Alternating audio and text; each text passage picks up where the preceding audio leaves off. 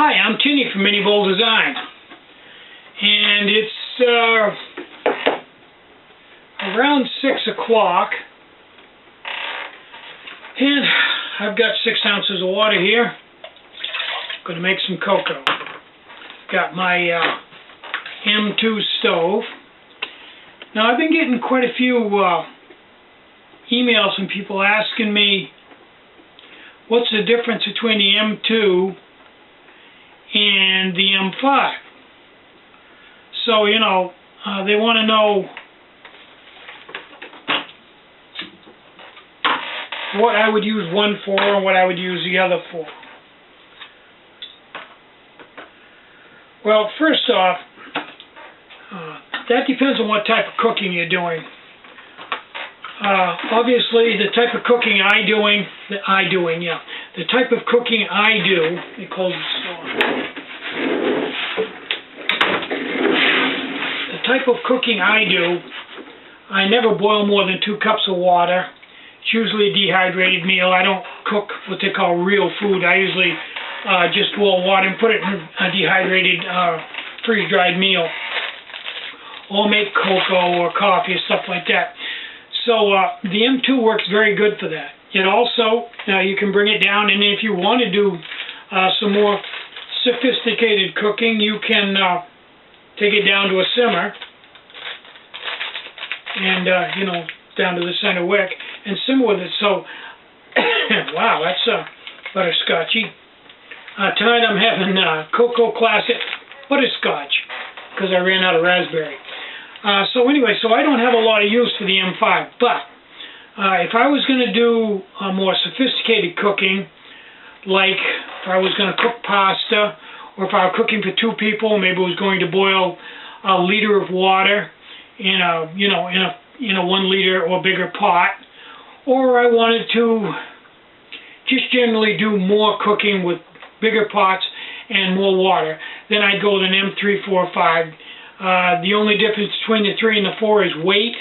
The only difference between the 4 and the 5 is that the 5 has built-in pot stand legs. So that's basically the way it goes. And my favorite stove is the M2 because I don't do a lot of cooking, and I really have no use for the extra heat. It's just a waste of fuel for me. But that depends on, you know, what you're doing. You could use the M5 and never fuel it all the way up.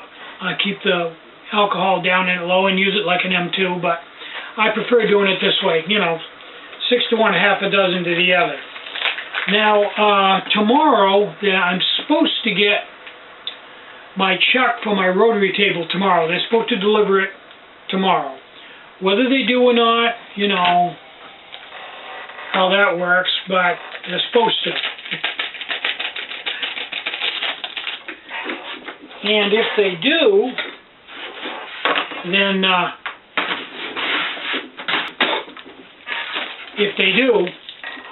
I will be putting that together and trying that out, getting used to it, mounting it on my milling machine, and doing a little more serious milling, some stove bottoms. Probably I'll start out by doing some M2 SBs, and then I want to experiment with some bigger bases and making them safety bases like M4s or M5s.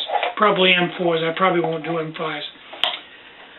And I still don't know whether to go to the M5, put smaller holes in it and create legs in it, or just stick to my guns and just sell M6s. Which will do the same thing, because I'm afraid if I do M5s and M6s, then I'm going to have 2 sets of everything because they're different size bases, and I think it may get a little complicated for the average person. But, you know, you guys can tell me that fairly easily. Just give me your opinion on what you think. But the new rotary table, wrong pot, the new rotary table will really open up a lot of avenues. I can do a lot of things with that I was very limited on before because I just had a tiny little rotary table. And it worked fine for what I was using it for, but it'll be much better with the bigger one. and much more stable. I can get a better, the other table had a little bit of flex to it if I went to like a 9/16 end mill. Excuse me, I mean a 7/16 end mill. So that'll be good. So I'm kind of holding off on doing these projects and doing the next proto until I get the rotary table set up, because it'll just make things a lot easier. Enough about that. Here's the coffee that I use. I don't go with grounds, you know, with ground coffee and all that. I just go with the Starbucks VIA House Blend. It works fine with me. I'm not a real coffee connoisseur, but these are quite good. If you haven't tried them, I highly recommend that you do. I got a little bit of video here I want to show you.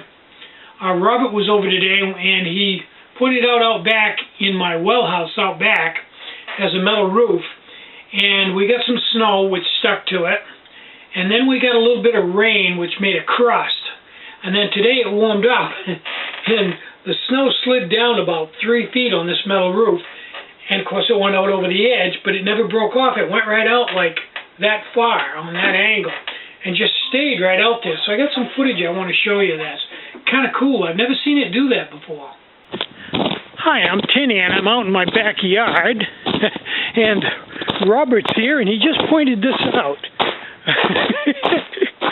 It warmed up today, and this snow slid on this metal roof, but it didn't break off. So we've got like 3 feet of snow that is just, I don't know, it's just hanging out there. I didn't think it would support that much weight.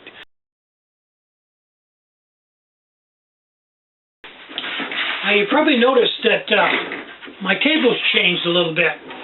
I put the piece of metal on over the silica cloth that was on here because the cats kept knitting it. And I'm pretty sure they won't knit this, but they probably will knit the duct tape with my luck.